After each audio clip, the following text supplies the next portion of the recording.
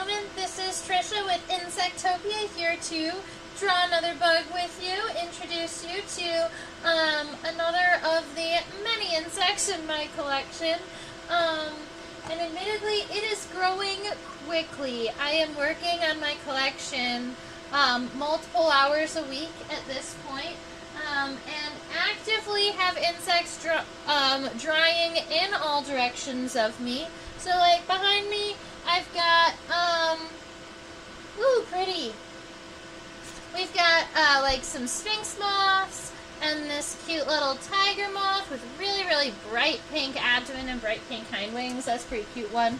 And then over here, we have newly pinned, a variety of, like, beetles and wasps, a cute little firefly, just the head and pronotum of an elephant stag beetle, because it's all I found this year. And then, like, oh, this one is already dry, but, like, an Io moth and a sphinx moth over in this direction. We've got more Io moths and some sphinx moths over there also. And then, you know, like this, let's see. And then, like, this unit tray that is a variety of different locations of insects that I just recently spread or pinned, like all that long line of cicadas, some nododontids, a grasshopper, and then this absolutely gorgeous Luna moth that I collected in Louisiana this year. And that is just some of the insects that are actively all over my table. So we're gonna have all kinds of new insects that we'll be able to look at coming up shortly. I love looking at newer insects, even if they're a family that we've already done. Looking at new species is always really cool. How do you pin the tiny, tiny, tiny bugs? So when the insects get super duper tiny, instead of putting the pin through the insect, you actually put the pin through a piece of paper. It's called a point. It'll be kind of rounded on the end and pointed on the top, and then you glue the insect to the top of the point, so that the insect is technically on the pin, but also it's more like we call it pointing. I think that I have some pointed insects close by. You actually use a thing called a point punch. No, none of these guys are pointed. You actually use a thing called a point punch to cut out the points a lot of times so that you don't have to hand cut them out. Alright.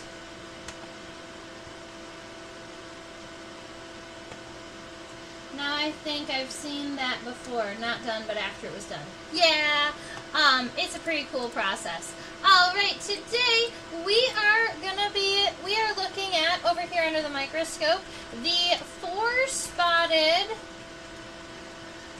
fungus beetle. This beetle was collected in Pennsylvania. Oh, I think the common name actually has a dash in between four and spotted, if you care. So way up here on the top of my paper, I'm writing four-spotted fungus beetle. Oh, right. And the four-spotted fungus beetle has the scientific name Ischyrus quadripunctatus. Alright, so Ischyrus is spelled like this, and then quadripunctatus.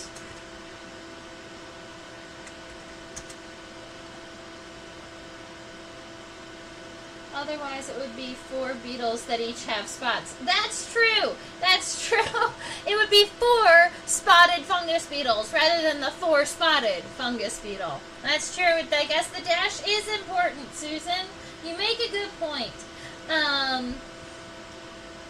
Alright, so I'm going to go ahead and write our scientific name down here. Ischyrus is just the genus that it belongs in. I'm honestly not sure where the root is or what this genus, like the Latin root, means. I've not seen Ischyrus before, but when I was looking up the word and how to pronounce it, there are other animals that have it within their scientific name. So I'm sure it has a meaning. I don't know what it is. Now, quadripunctatus, though, I definitely know what that one means, right? So quadri, right here, Quadri, quadri, obviously it means 4. And then you have this word punctatus. Now, punctatus is going to be very similar to this word that we've talked about before, which is punctations. Punctations on an insect are those little small holes, or the little spots that are on the exoskeleton, and a punctation is more like a texture of an exoskeleton. But in this case, I don't believe that they are talking about punctures. I do believe that they are talking about the 4 spots on the fungus beetle. So here's kind of where you can get that from. Punctatus actually comes from the Latin word punctatum. So punctatum is going to be kind of that Latin word, and I want to double check because I did just look it up, but I want to make sure. Punctatum means dotted. All right. And so it could just mean 4 dotted, 4 dots. 4 dots. And so that's where this beetle gets its scientific name. Now, when we're looking at this beetle, we are going to also be flipping it upside down, because the defining characteristic for this family of beetles is actually on the underside. You can't see the characteristic from the top, but it's most fun to draw this beetle from the top. I do have to zoom all the way out on the microscope so that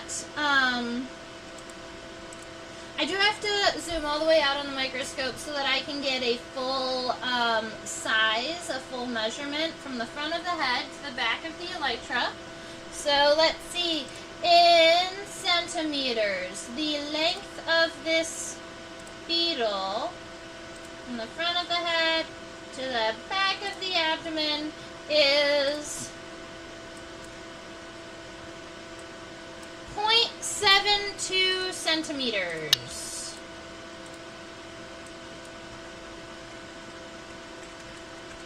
So, honestly, it's pretty tiny. Alright, from the front to the back, 0.72 centimeters. It is less than a centimeter long. In fact, less than 3/4 of a centimeter.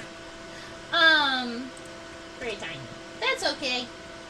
So when I did pin this beetle, the elytra on the right side opened up a little bit. That is going to be a challenge that you have with insects that are smaller, is sometimes when you put the pin through them, the legs go wonky or the wings go wonky, and there isn't really an easy way to fix it after the pin goes through it and kind of pins it that way. But that's okay. Now I'm going to give us a little bit of a zoom in so that we can see more of this body shape. Our goal is going to be to draw the body from the top, and then what we'll do is we will flip this beetle upside down, and then we will add the legs onto our drawing. Why is that a thing? My camera is cutting off some of the microscope. There we are. Okay. So we get a little bit of gray on the edge here, but I'm not offended by that. So it's better to see the whole image. So way up here, I'm just going to make sure that I write, give us a title really quick as we're sketching. So these are considered fungus beetles. They do absolutely love to eat fungus. A lot of times you're going to find fungus beetles in and around shelf fungus. But I do believe this specimen I collected off of a blacklight.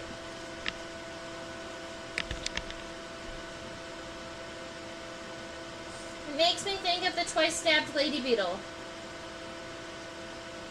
Oh, that's funny. Yep, I could see that.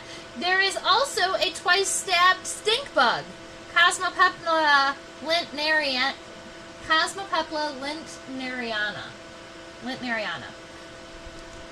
Sometimes those Latin will really get to you. All right, so we're drawing from the front to the back. I'm noticing a couple of things right off of the bat. The head and the pronotum are separated from the elytra. I can see that white right through.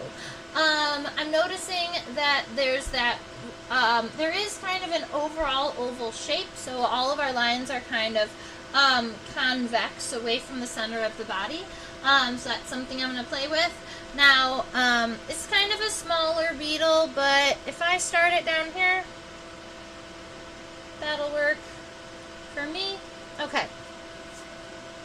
So the head, and keep in mind when I start, I'm making a really light, I'm starting with a light outline, and then when I zoom in, I'll finalize some of these lines, because sometimes when we're zoomed out, the lines look a little bit different. This is going to be the head here, and the head, instead of going straight across, it is kind of U-shaped, where the head kind of tucks into the pronotum. And then right above this U is going to be almost like a little hill. So we're going to give it, it's going to come up, kind of flatten out, and then come back down. So that's going to be our shape for this head here. Keep in mind that you're going to want to try and keep all of your lines symmetrical, because all insects are the same on the left and the right, unless it's a weird kind of pattern or design. Sometimes the patterns and designs differ. But one of the cool characteristics of insects is that they are symmetrical over the center line. Different than humans. Okay. These measurements, if you read the measurements, they're not going to be correct, but I am kind of curious what the ratio is between the length of the head and the length of the pronotum here. Yep. So, if you were to take this piece here, that's your head, and you can use like I've been recently using a little bit of a cheater paper and giving myself a little notch. The pronotum is going to be 4 times. 1, 2, I made it too big. The pronotum is going to be 4 times the length of the head. So that might help you with your ratios a little bit. I just made my head a little bit too big, so I'm going to shrink it down a little bit. And then we're going to go approximately 4. The pronotum is significantly wider than our head here. Fungus beetles like these guys, I mentioned that they're on-shelf fungus, but they're generally not going to be found on like the shelf fungus that are really dry. Like if you see old shelf fungus that are really kind of dry and kind of crispy on trees, that's not the shelf fungus that they like. They like the really fresh shelf fungus that are still kind of white, and they aren't like floppy, right? They still hold a shelf, but you can easily break them, and they're still wet inside when these beetles like to feed on them.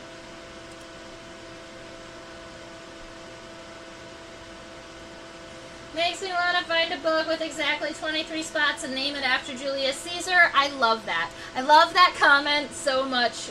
Susan, I will be on that mission with you. Let's go find, like, a ladybug maybe. We'll call it Coccinella Caesari. Alright, so we've got this right here. This is that segment behind the head. And I'm sure that you've heard me say the word now, but let me go ahead and spell it out for you. This is the pronotum. Now there is a little bit of space in between the pronotum and those wings. Those wings on the back are the elytra. If any of you are gamers at all, that's funny. If any of you are gamers at all, there are elytra in what that game that people build in, Roblox. Is that right? Where they're actually a wing that your character can gain, which is kind of funny. Alright, so there's that separation in between the pronotum and the elytra, and that dark space that is connecting those two is approximately as wide as the head. So wherever the edges of your head are, you can bring those lines down, and that's going to be kind of that dark space in between your pronotum and your elytra. I am personally, let's see, if this is our center line here, is that center-ish? No, I need it off to the left a little bit.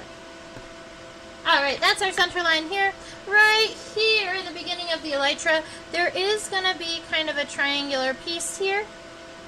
That is in between the wings. That little triangle, when we zoom in, we're going to be able to see it even better.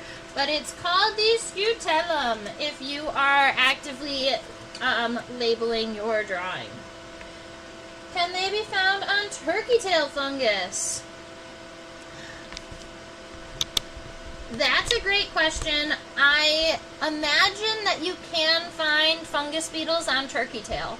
I'm not sure if fungus beetles are species specific for the fungus that they feed on.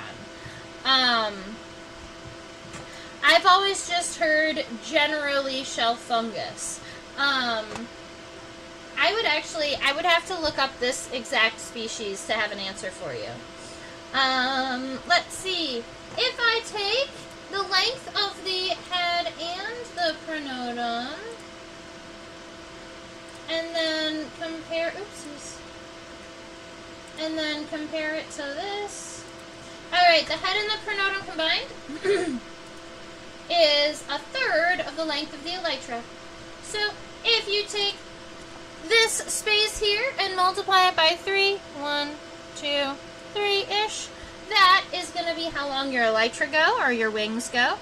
So we're just going to give it a nice, smooth, kind of convex arch here that goes all the way down to that length on both sides, trying to make them as even as possible.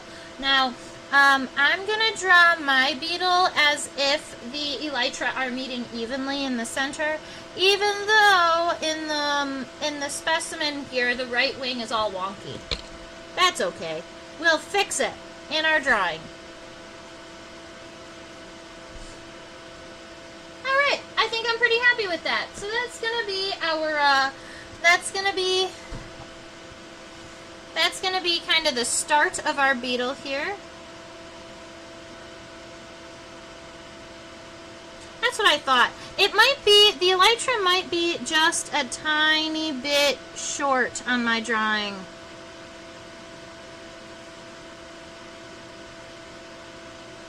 Yeah, I'm gonna add approximately a ½ an inch to my my elytra. I want to make sure that the beetle is nice and long. The first time I sketched them out, because the elytra weren't long enough, it was reminding me more of like a rice beetle. They're a little bit stouter.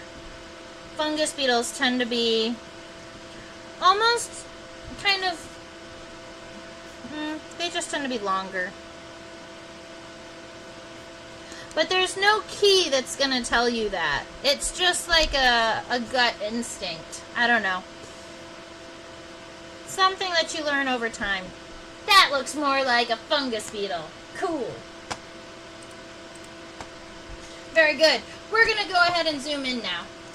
So we're going to zoom in at the head. Zoomy, zoomy, zoomy.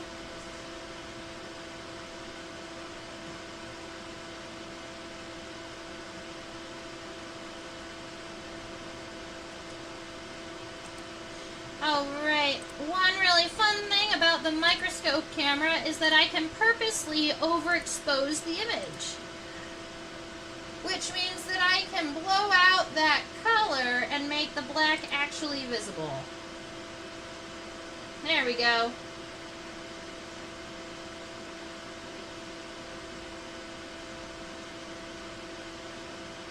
So from before we flip this beetle over, the only real thing that we can see on the head here are the compound eyes.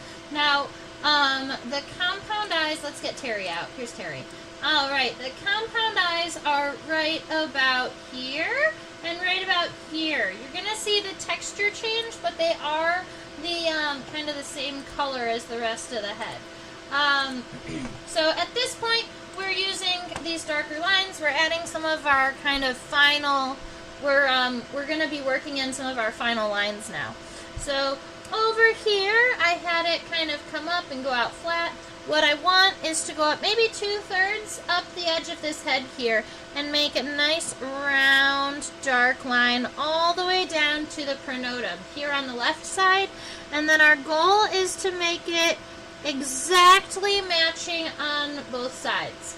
Now, when you do the outside of the compound eye, instead of following the line that we've already drawn, I want us to go just a little bit outside of that line and make the compound eyes a little bit more round. Alright, so instead of just following this line down, I'm going to arch it out and away from that line and make that compound eye round.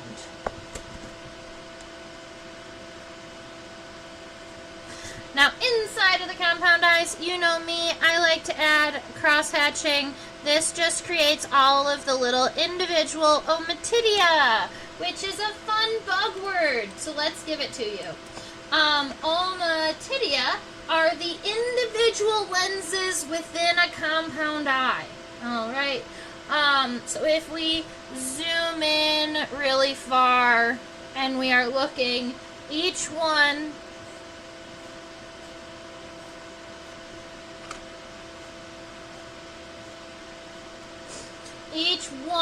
of these individual lenses is an ommatidia. Fine. Alright, from the front of the head here, we do have a little bit of a plateau, and I used up too much of the space in the head for the compound eyes, so I'm making the head bigger. It might mean the rest of the beetle is about to get bigger, but that's okay. So from the top of our compound eye here, I'm going to go up just a little bit, plateau, and then come across.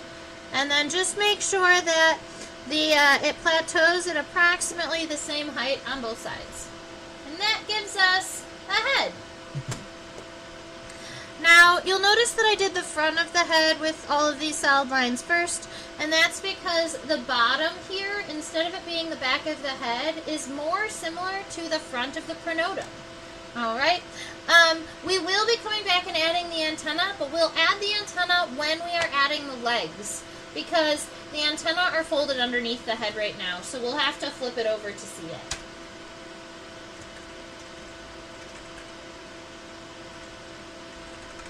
Okay, so our next body part that we are sketching here, I'm going to scooch our specimen back just like this. Oh no, Susan never sees fresh turkey tail.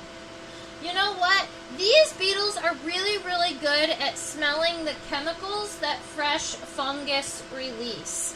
And I'm sure that turkey tail is fresh at some point in its life. Because fresh turkey tail is the only turkey tail that people can eat too, I believe. That's cool. That is not an illusion. The bottom of the pronotum isn't straight. It's like a it's like a banner. All right. Okay, so there is quite a glare on the top of the pronotum, but because you can see the glare, you can also see the punctations. So all of those little dots that you're seeing, that texture across the pronotum, it almost looks like someone took a pin and poked it a whole bunch. All of those little dots, they're called punctations. So let's see. The pronotum here is going to follow this U that we already have, but I do want to make sure that it goes past the edge of the head. So instead of coming out here, I'm going to darken this. I'm happy with this line, so I'm going to darken this line and erase any of this little sketchy line that we don't need anymore. All right, and then instead of coming off directly from the compound eye, I'm just going to come out just a little bit further and wrap it down. And then erase any of this extra. So we're going to go out just a tiny bit further and then go down.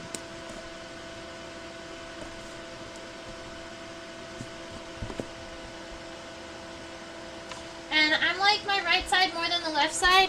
It shouldn't be super sharp at that tip. You do want it to kind of round out a little bit. A lot of times in these kinds of beetles, the head can tuck into the pronotum a little bit to protect features of the head. So I'm pretty happy with the length of our pronotum and the edge here, so I'm going to go ahead and make sure that the edges on both sides are nice and dark. I'm going to make my left side match my right side by bowing it out just a little bit more.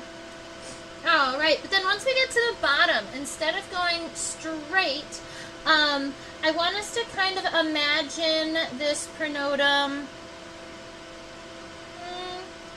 kind of like in thirds, but the center third is the biggest. Almost thirds. Like 25, 50, 25. Something like that. So, I'm imagining essentially right here, and then, ooh, that makes it a good point. It's where your, it's where this dark lines up, here and here. Alright, so I'm kind of dividing this pronotum into these three sections, and then at this point and this point, where these touch the bottom, the pronotum actually arches up. Alright, so it's going to come over and then angle up. And then this middle piece here, down and then back up. Make sure that these stay evenly arched all the way across. And then this one, down and back up. And then after you get that really cool kind of widely scalloped end of the pronotum here, you have the two outside black spots are a little bit higher, and they are in these quadrants. But the two inner spots, and well, let's say not but, and the two inner spots are both on this inside quadrant, kind of a little bit lower, and I'm noticing that my spots are not even.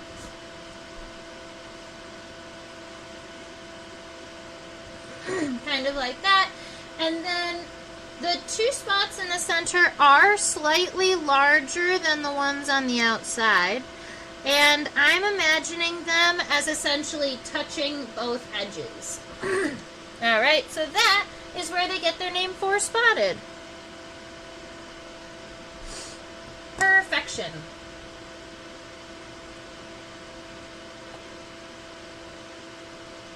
Punctations will be the name of my band one day. I love it.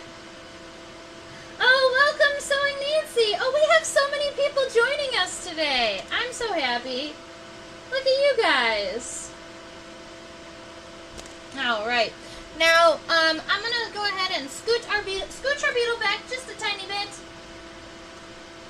I'm going to rotate it so that we are looking at it straight down. We had it kind of rotated to see the head. Sometimes it's just easier to slightly tilt the beetles, because the camera doesn't always see exactly what I'm seeing either.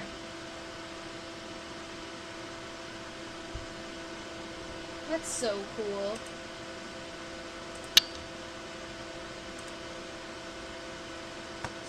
Alright, so now we have that nice dark space in between the pronotum and the elytra. So I'm actually still pretty happy with the placement of it, although I'm going to make these lines, instead of going straight down, I'm going to angle them in towards the center just a little bit. And I am going to just go ahead and truly darken right in there. I'm happy with that. Okay, now this angle here, this front angle of the elytra, is in the beetles what we would consider the humeral angle. Kind of like our humerus, or like our funny bone.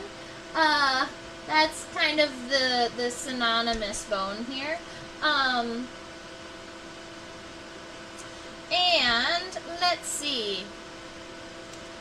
So the humeral angle here is very sharp. We could describe it as a sharp humeral angle. We could almost also describe it as close to 90 degrees. It's maybe a little over, but it's pretty close. So make sure that your humeral angle stays nice and sharp. I am noticing that the top of the elytra are not exactly straight across. They do kind of angle up a little bit, right where the pronotum is also angling up here. So let's make sure this corner, I'm going to actually just draw in this corner, and I'm going to draw in this corner. I'm happy with those. And then once we start getting towards the center, I just want the center of the elytra to kind of come up a little bit and then come down. And I wanted that to do the same on both sides. So up and then down. Okay. Right here in the center, this is our scutellum. Ooh. We need that word. This is our scutellum here, and right there in the center, I made it kind of a dull point, but this is actually a fairly sharp scutellum.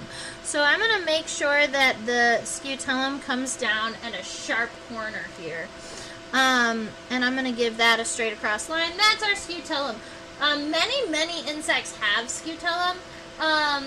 They are generally in between the wings, but depending on what order you're working with, they're actually connected to completely different parts of the body, which is hilarious. This is what we do for bugs, you know, that they have so many adaptations that at some point we have to just kind of decide what we're calling a scutellum and what we don't call scutellum. Does it have simple eyes? I looked for simple eyes and did not see any, so no, there are no simple eyes on this beetle. But we couldn't see much of the front of the head. You do make a good point, Susan, and I will make sure that right after we finish up the elytra, we'll look at the front of the head just to see what it looks like head on. We'll look at the front of the head to see what it looks like before flipping it over completely.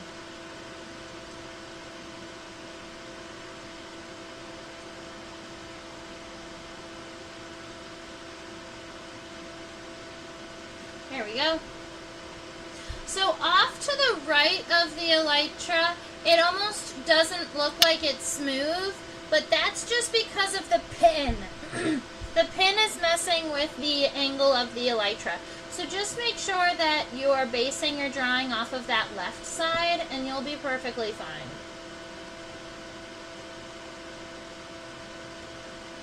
Alright, and I'm going to take this line. I'm actually, after looking at these lines, I'm actually pretty happy with the shape and the shape of my elytra here. So I'm just going to take these lines that we've kind of already sketched from our previous, and I didn't change the head and the pronotum too much, so I'm just coming over these really light kind of sketchy lines with darker lines.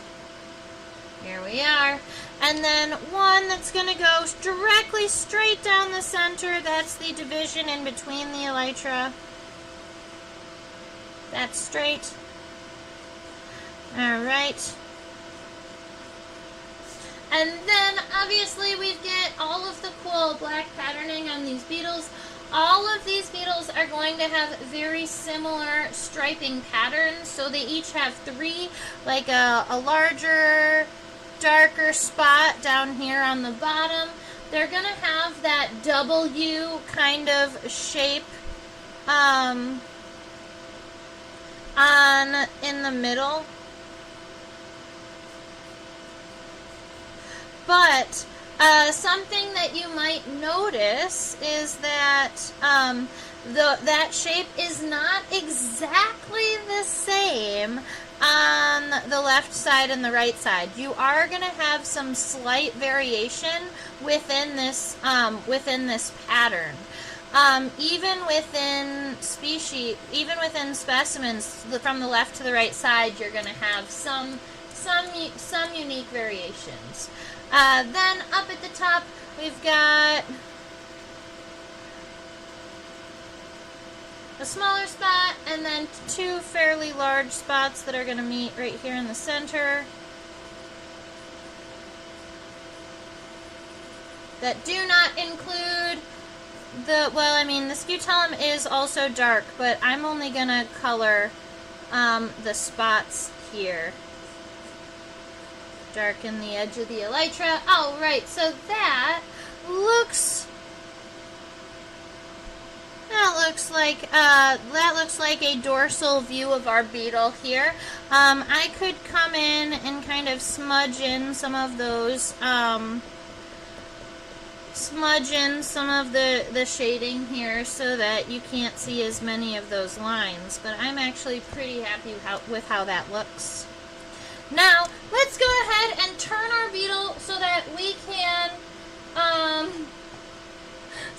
look at it head on.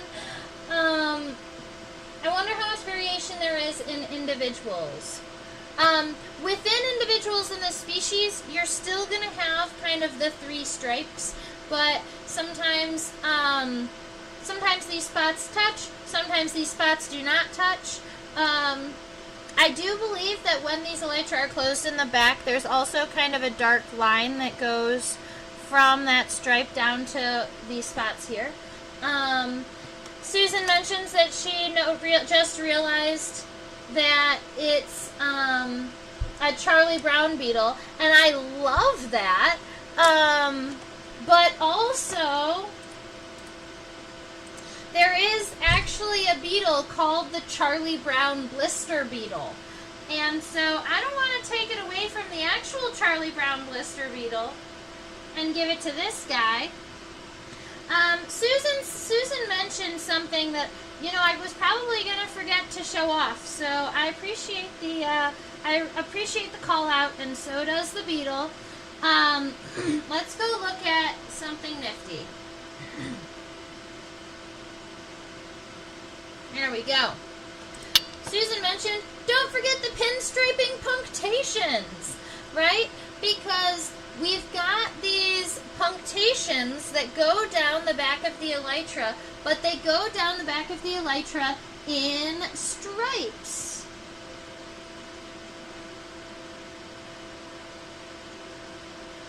Alright. So, after you get all of those designs, if you want to continue to add, more of that texture feel to your beetle, you can come back through, and this is going to take a significant amount of time because punctations, you can't really make them faster, because if you start making them really fast, then they're not perfect circles.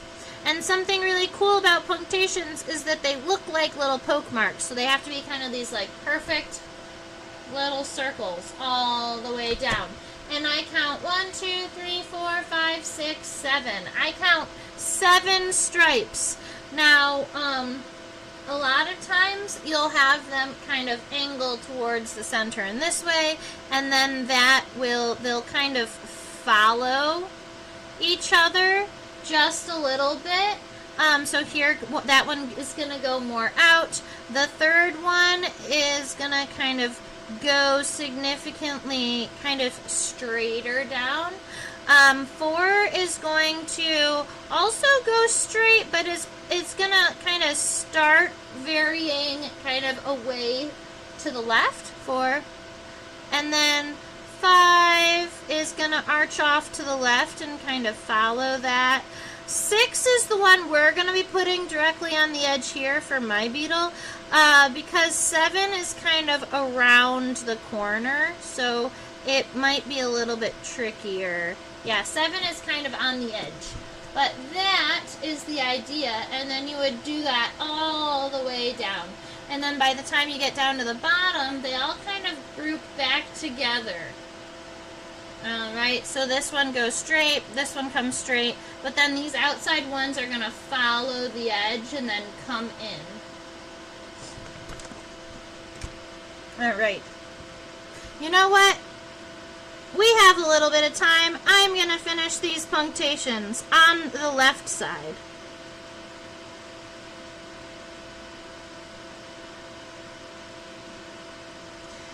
And we were talking, we did give a little bit of a call out to stabbing, to like stabbing and stuff in the beginning of class, and so it makes sense to go ahead and make all these little punctures, all these little stab wounds on my, they're not actually wounds, that's a joke, but all these little stabby stabs on the beetle.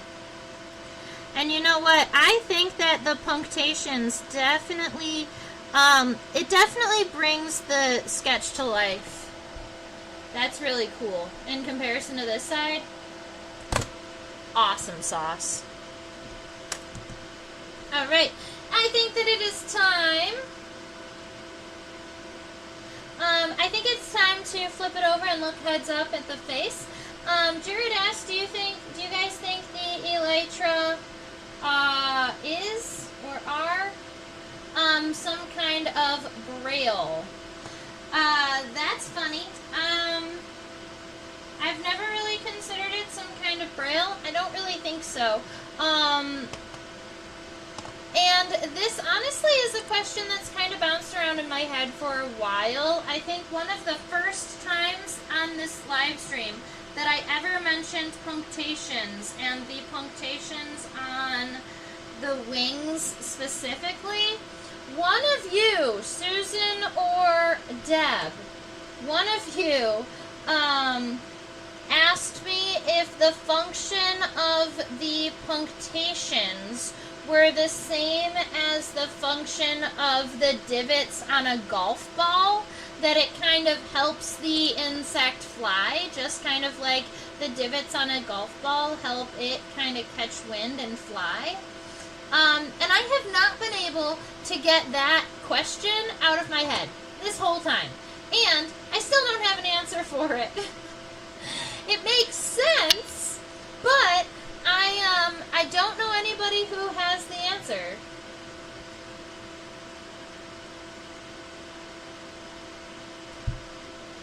Welcome, Kevin!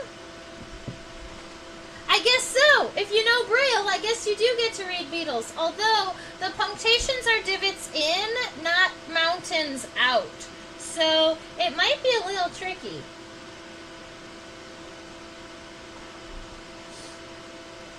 All right. Well, this is your head-on view of this beetle. There are no ocelli. I can see a little bit of the antenna from here. The antenna are going to be connected right in front of the compound eyes. But the antenna and the legs are going to be much easier to view from the underside. So let's go ahead and do that.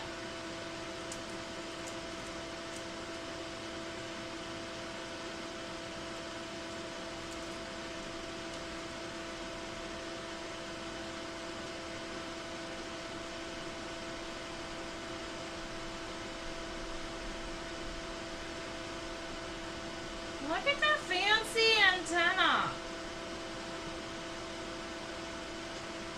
Oh, sorry, you can't see them yet.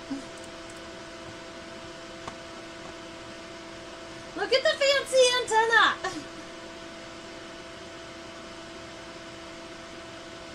And another nifty thing when we're looking at the underside of this beetle is that you can see the compound eyes are not only on the top, the compound eyes do wrap around the edge of the head and they can see down too.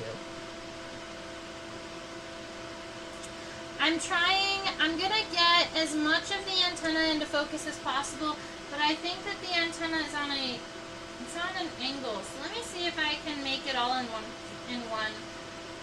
Sometimes just by rotating the insect, you can make the body part all on the same focal length.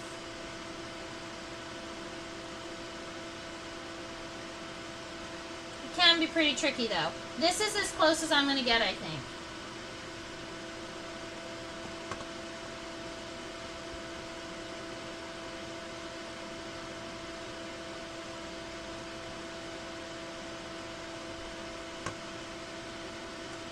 Alright, maybe if we add just a skosh, just an itty bitty bit of more light. We can't add much more light. That's as much light as we can add. Alright. Good enough. Alright, this antenna here is what we would consider capitate antenna.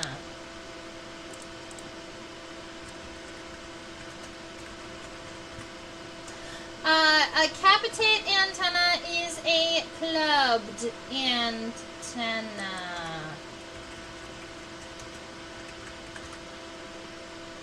Why?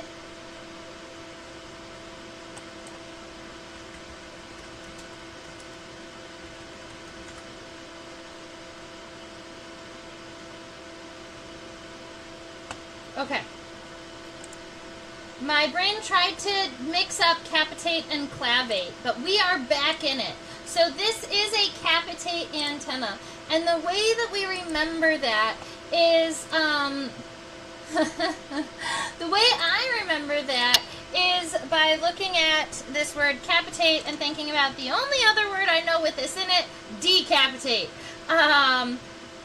Capitate antenna are clubbed antenna, and they almost look like they have a head, right? It's like a neck, a very thin part, and then a club. And that club, you can count how many segments are in that club. So we could say that this is a 3-segmented clubbed antenna. The club has 3 segments, right? So you can count 1, 2, 3 right there at the very end. Capitate is our name for any antenna that is clubbed, but we also have a number of antennal segments here. And it was a little tricky for me. Let me go ahead and zoom in a little bit. I can't see it. I can't count these segments under the microscope, but I can here. So we've got this first segment here is a nice long rectangular segment, and then we have 2, 3, 4, 5, 6. Yeah, that makes sense. So the antenna is 10 segmented. Alright, the antenna is 10 segmented. The first segment comes off from the top of our compound eye here and is going to be approximately the length of the compound eye. So that's that first segment. Now, the next 6 segments are small and round segments. So kind of 1, 2, 3, 4, 5, 6. Alright, so we've got 6 itty bitty teeny tiny little circular segments after that first one. Alright, so now we're up to 7 segments. There are 3 segments left in this antenna, and make sure that the next 3 segments are significantly wider and larger than all of the other ones, right? This is capitate. It's a clubbed antenna. So that first one is almost like a bowl shape. It kind of gets cut off at the top. So we're going to kind of start this club by making a nice big U, and then it kind of becomes this almost like a half moon there. Alright, so that's 1. The second one, it is going to be more rectangular, but the end is still a little round. So then we've got 2. The last one rounds it off on the top, and this is silly. I'm going to fix it. 1,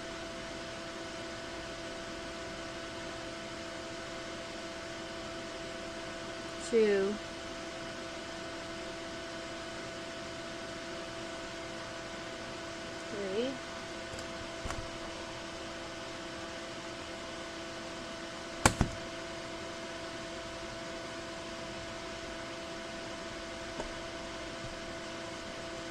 So a lot of times I'm trying to kind of imagine the shape, making sure that the edges of all of our shapes get wide enough.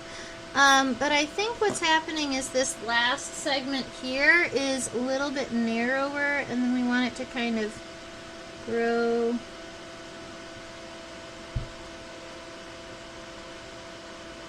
Maybe it's just too big overall. If we compare this clubbed part of the antenna to the compound eye, I'm trying to do that. The last two segments are about the same size as the compound eye.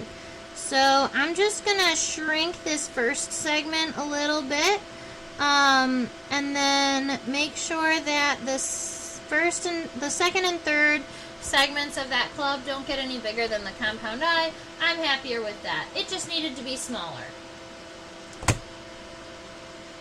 Alright, so there's our cute little capitated antenna.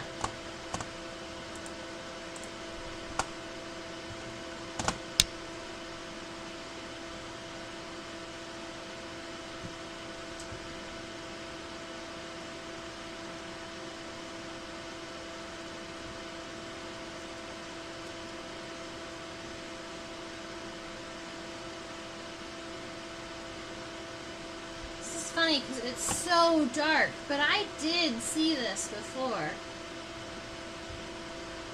Before I put it under the microscope and showed you all, I did double check that the characteristic was correct.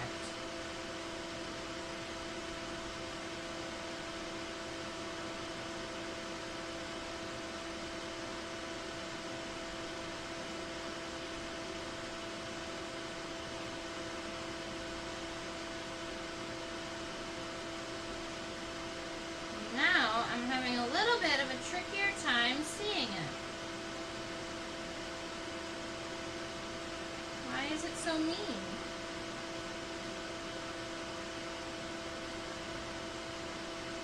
There we are.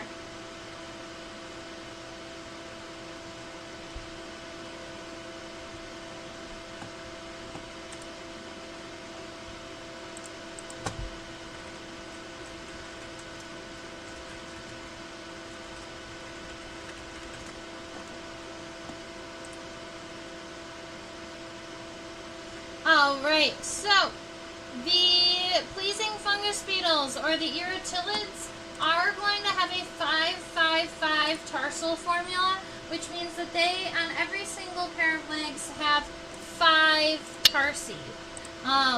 If you are new here to learning about bugs, here are your leg words. We have the femur. That's going to be the first segment, the first major segment of the leg. The tibia is the second, and then the tarsi are all the remaining segments of the leg. They're essentially like little toe segments. If you are relating them to a human leg, humans have a femur. It's that big bone between our hip and our knee. Our tibia is the big bone in between our knee and our ankle.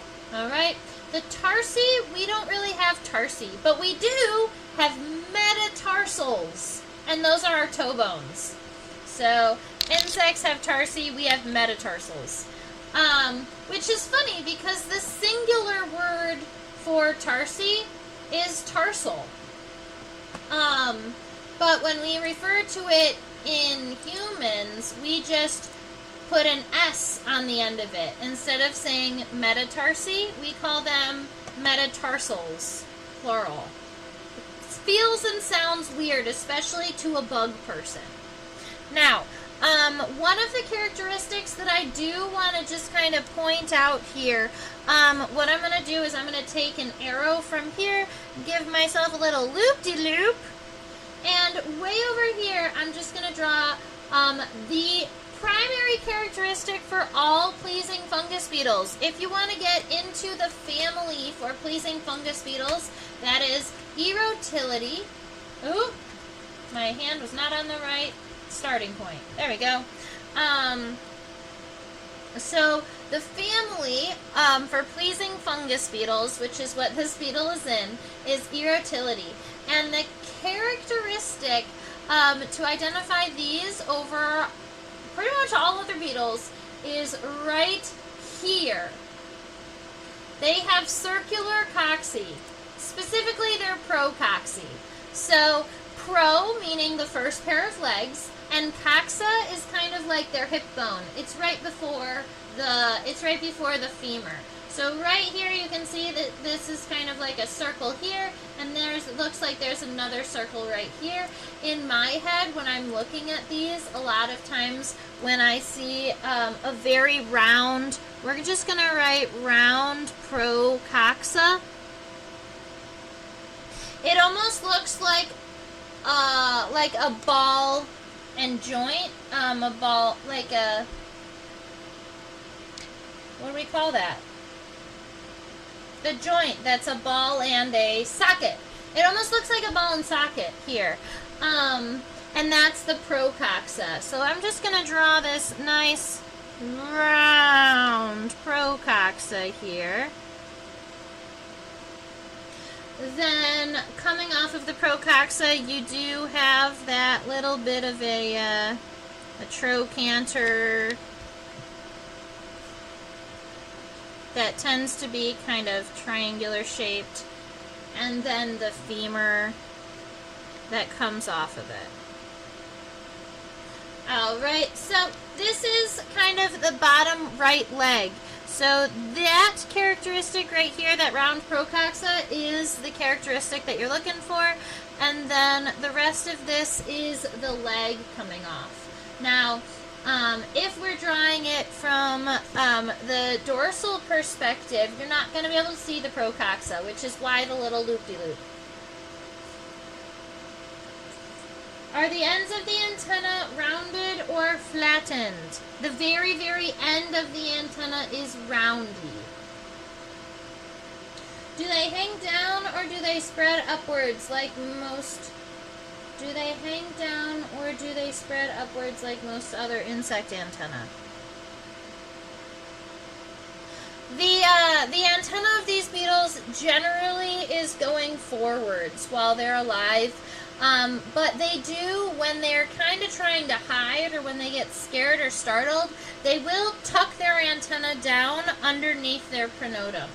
I do not believe that they have a little hidey place. No, there's not a little pocket for their antenna or anything down there. But they do kind of pull them back when they're scared and then put them out when they're kind of feeling around and existing in the world. Sorry, I tried to get to everybody's comments. Yay, cool. Thank you guys for all hanging out with me today. The femur here is going to be connected right about here. The femur on the front leg is connected to the bottom of the pronotum. It's going to come out. The likelihood is that we are not going to see much if any of this femur here. So I am just going to add kind of like the littlest bit of femur that's going to be visible from here, kind of coming out from there. I'm going to make it a little bit straighter, more like that.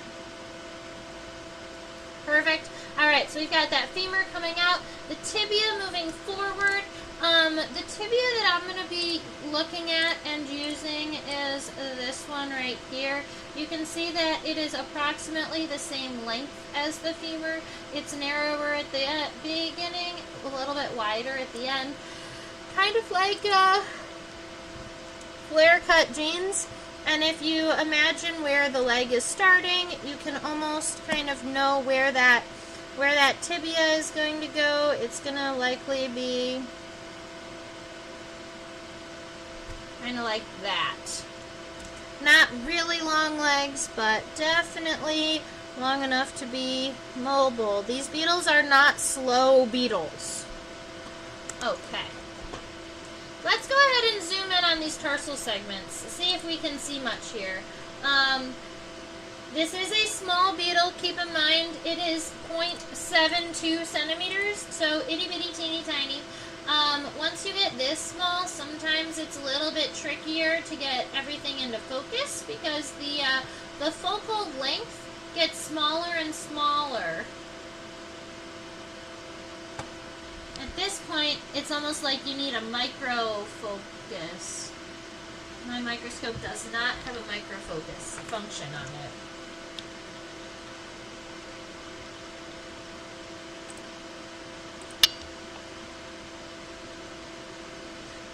I can, from this angle, see all of the segments. This is 1, 2, 3. 1, 2, 3. This round one is 4 right here, and this one that comes out like this, that's 5. So what I'm going to do, because that is pretty tricky, I don't expect anybody else to be able to understand and see that. What I'm going to do is I'm going to draw it kind of larger right here so you can see, and then maybe you'll be able to see it for yourself too. So that first segment is very triangular. Let's see, it's narrow at the base, kind of. It's more like this shape of a tarsal segment. And we're going to have 3 of these. So the first one is fairly large. The second one is going to be kind of the same size, but they do kind of tuck into one another like the triangular segments would, just with indents on the top. So that's 1 and 2.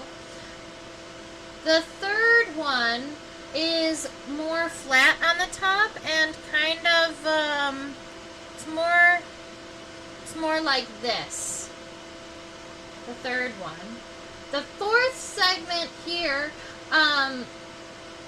is closer to like a heart-shaped segment, so it kind of comes out like this with these 2 pads. And then the 5th segment is going to come out of the very center of this heart, narrow and then wide. And then you do get the 2 kind of tarsal claws here. So this is our tarsal formula for our first leg, but we're going to make it really itty bitty teeny tiny right here.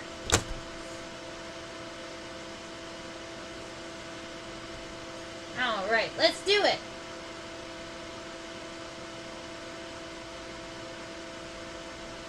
So right here at the bottom, we're gonna go 1,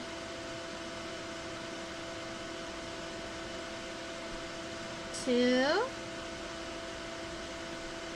3, 4, 5.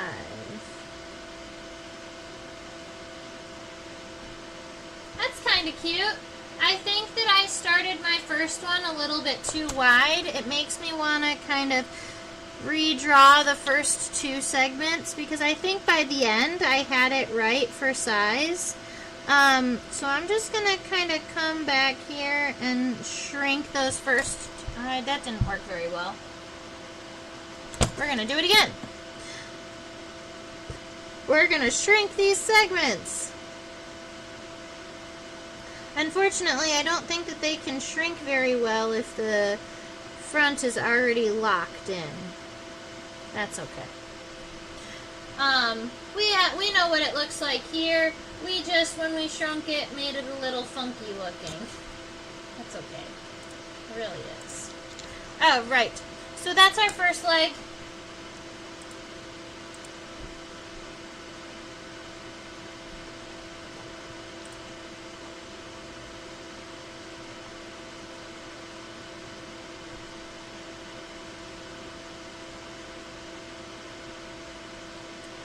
Now, with the second leg, it's going to be very similar. Here we are.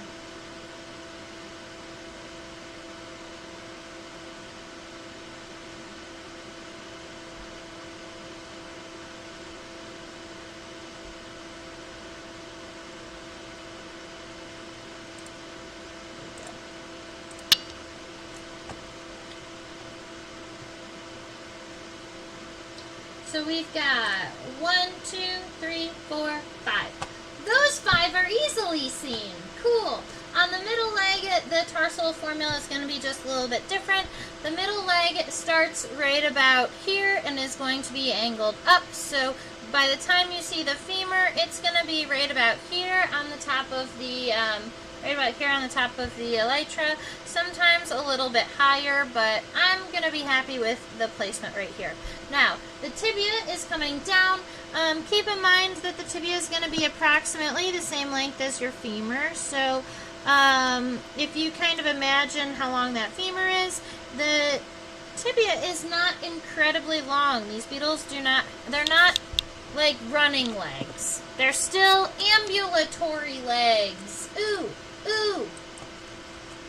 That's a new word for today. Ambulatory.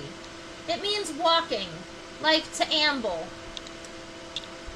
And then the segments 1, 2, 3, and 4 are all, well, the first one is kind of subrectangular, kind of like this.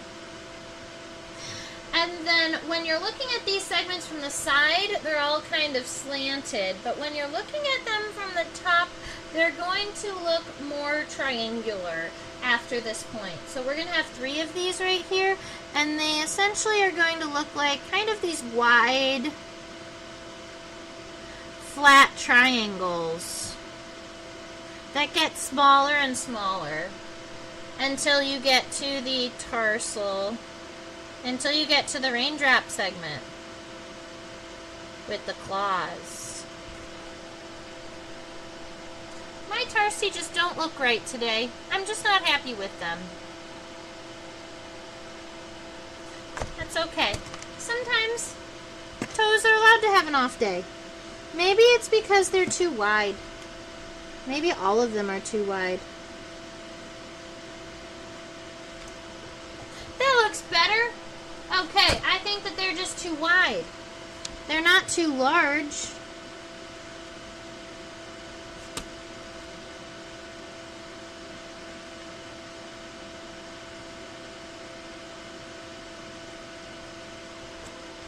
That is definitely getting there. Awesome. So now we have the front leg, we have the middle leg. Let's go look at the hind legs, see if the tarsal segments are the same or different. Or if our beetle has hind legs. Where did the hind legs of my fungus beetle go?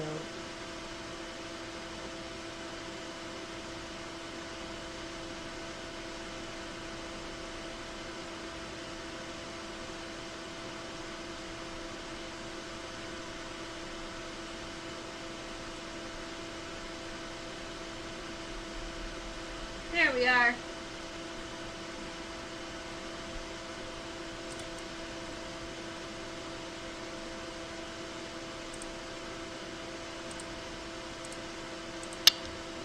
There is the hind leg.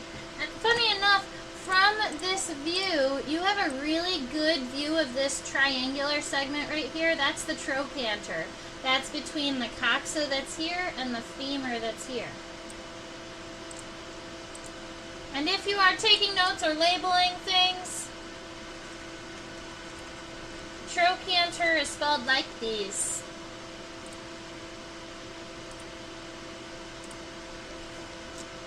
Alright, so we've got the first segment of the thorax. Once you've looked at enough beetles, you kind of know where the second and third segments of the thorax are. The second segment ends right about here. The third segment is going to end right about halfway down, so it's going to end right about here. That is also where the hind leg gets connected. So if the hind leg starts right about here and is angled out, it's going to be coming out right around here. Funny enough, regularly when you are seeing a beetle walking, the femur looks like it's coming right out of the middle of the elytra, which feels like the abdomen, right? But the abdomen is actually pretty small. The thorax is going to be the largest part of an insect's body. So like from here to here, this is the thorax. We've got an itty bitty little head, a ginormous thorax, and then a little itty bitty abdomen at the end. And the abdomen is where all the digestion happens.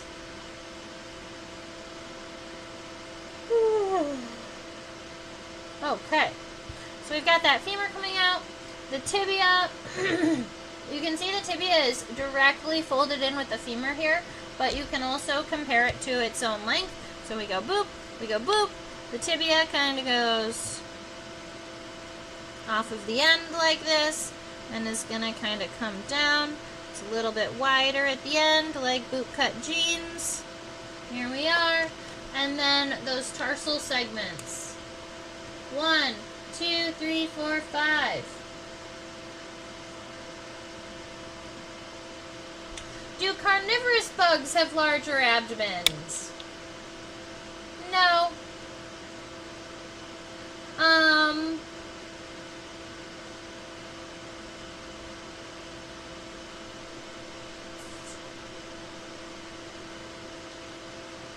There are some insects that I can think of that have larger abdomens than other ones, but generally, kind of when I think of beetles, beetles have small abdomens, whether they are predatory or herbivorous. Phytophagous.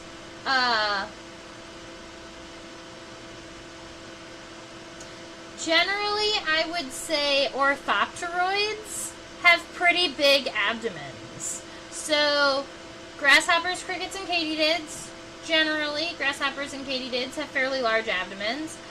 Praying mantids and walking sticks generally have pretty large, long abdomens.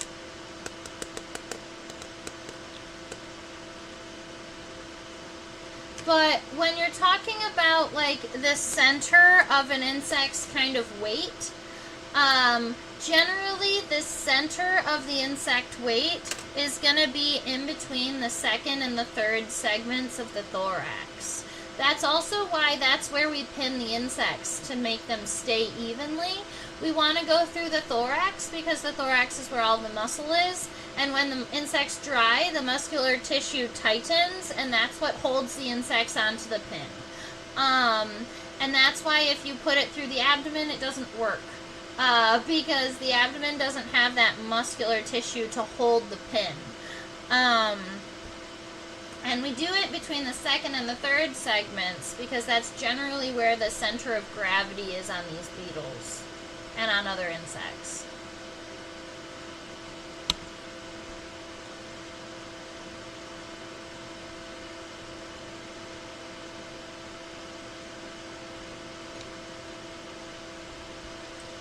I wonder if difficulty of digestion correlates to abdomen size, because digestion happens in the abdomen. I mean, it's a fun thing to ponder.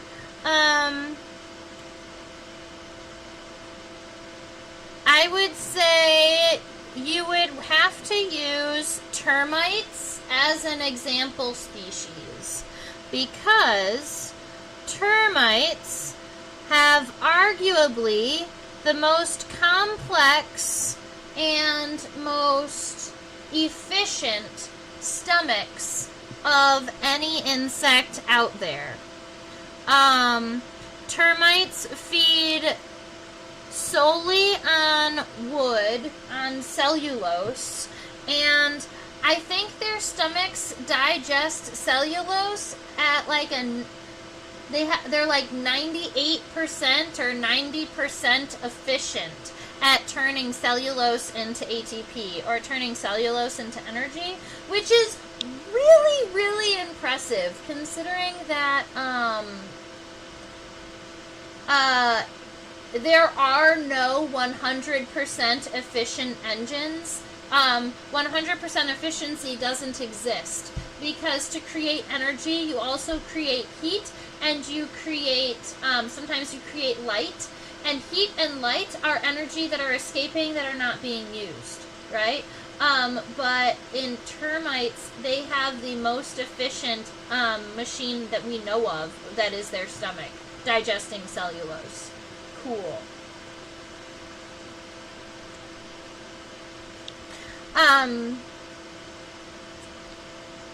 And then we've got that raindrop segment down here. Sorry, I was just kind of drawing these tarsal segments, but we've got a rectangular one, 3 triangular segments, and the raindrop. Fabulous. That is our cute little 4-spotted fungus beetle. I think that it's pretty adorable. So characteristics that you want to remember, this round procoxa helps you identify it too. Erotility. Some of the erotilids have, it's more obvious in some erotilids than others. And I actually do have an image of another pleasing, fungus beetle's, Procoxa. Let me look up my microscope images really quick. Coleoptera, erotility, taxa, output. The edited one. Where's the edited one?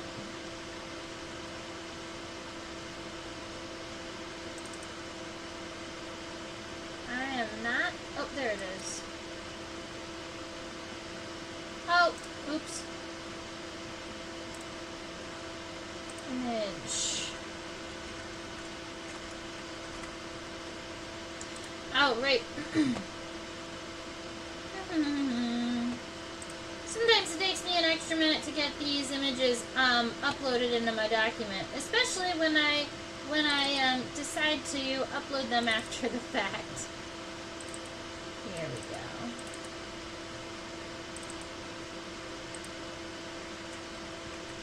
This is an image that I took of another pleasing fungus beetle that I have in my collection, and all that I wanted to show you is right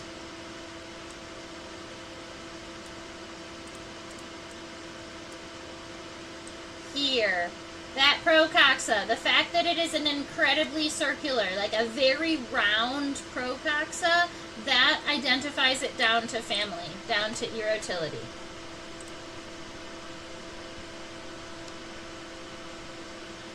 All right. The only 100% efficient technology is a space heater. That is hilarious, Susan. Are they always a rust type color? No. The four-spotted fungus beetle is generally rusty colored. You're gonna find them in red, but you will also find this same species in yellow. So this species can be found in two different colors. But, for instance, this pleasing fungus beetle, the one that is under the camera right now, that's a picture of a pleasing fungus beetle that when it was alive was bright blue. It was beautiful. Now, admittedly, when the bright blue pleasing fungus beetles pass away, they kind of turn a kind of like a very light green color. Like a very pale light green. And that, you see like that dry grass right around here? Kind of like that color. It goes from a really vivid blue to like a dry grass green. So, generally pleasing fungus beetles are brightly colored though, whether that's red or yellow or blue. And I can't think of one right off the top of my head, but I have this like feeling that they also can be green, and I don't know what one would be green. My tummy is telling me there are some green ones out there, like tropical green pleasing fungus beetles, but primarily they are red and black, yellow and black, or like bright blue, and there are multiple species of pleasing fungus beetle that are blue. So that's fun. I love myself a good blue beetle. Wait, does that mean the blue was pigment and not structural? Yes! The coloration on the fungus beetle that is bright blue is not a structural color. It is not metallic. It fades very quickly. It is a pigmented blue. For sure.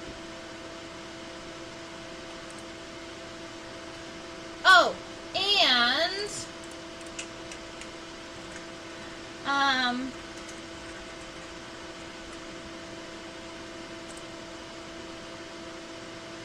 I want to double check my dates very quickly.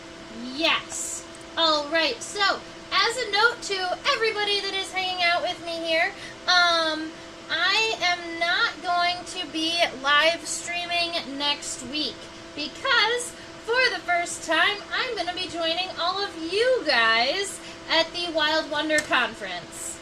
I'm going to do it virtually. I'm going to attend the classes virtually. But my plan is to virtually attend the Nature Journaling Conference that I think half of you that are following me right now are a part of. And because it's happening next week, I am going to be doing all of my drawing through that conference, and then we will meet back up in 2 weeks. We'll meet back up in 2 weeks. Yay! Yeah. I missed it I think it's been 2 years. I missed it the last 2 years, and both times it made me sad because I was live streaming and nobody was hanging out because everybody was having fun taking other classes. And I'm like, I want to take the other classes. So that's going to be me. I'm going to draw things that aren't bugs. We're going to draw all kinds of other things and learn and take some really fun nature journaling classes next week.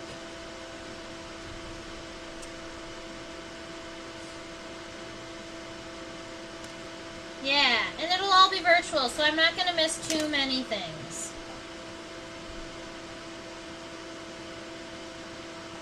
Alright, so let me go ahead and taking a boat ride down the Snake River and Columbia Rivers and going and studying the finds of Lewis and Clark. I mean, that's super duper cool, Deb.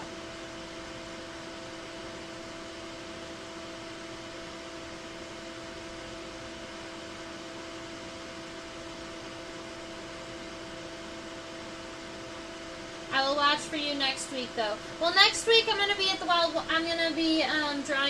drawing at the Wild Wonder Conference. So I don't think I'm going to make it next week. And there's one on spiders. Cool. Yeah. So I hope that you all have a fabulous time over the next couple of weeks. Oh, why didn't it flip over? There it is. I hope that you all have a good time over the next couple of weeks, whether that is Deb going out on a riverboat and studying the Lewis and Clark expedition, super duper cool, or doing classes on moths and spiders at Wild Wonder. I will also be doing I'm also doing a World Oddities Expo event next weekend in Detroit. So I don't actually have to travel too far, so I should still be able to do a good number of them, but I won't be able to do any of the Saturday ones live. I do still plan on watching many of the classes, though, virtually after the time, too. Like the recordings, if I have to miss classes. You're right, Sewing Nancy. When I was in northern Idaho, I was in the Lewis and Clark National Forest. And you can collect in national forests. So I even have specimens from my collecting trip that have the Lewis and Clark National Forest on the label, which just makes my heart happy.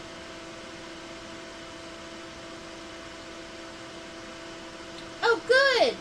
Oh, man, we're going to see each other face to face even. I'm really looking forward to it. And if any of you guys are really enjoying nature journaling, I will go ahead and give a shout out to the Wild Wonder Conference.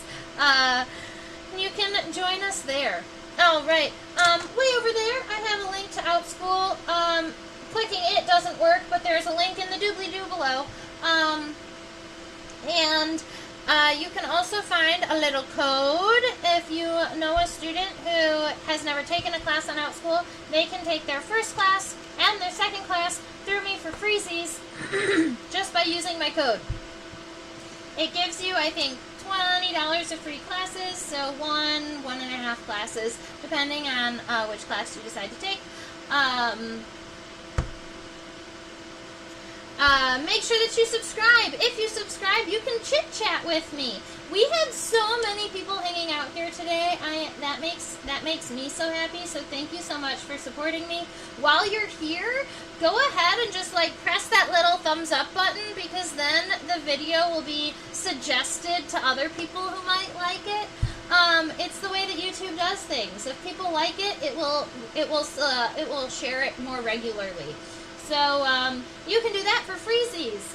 Then down here, if you felt like dropping me a donation or dropping me a couple of dollars to support these classes so that I can continue to do them, because I do look at the time that I put into them, and I do love interacting with you guys, and that just helps kind of remind me that there are important classes and that you all enjoy them too and you all appreciate them.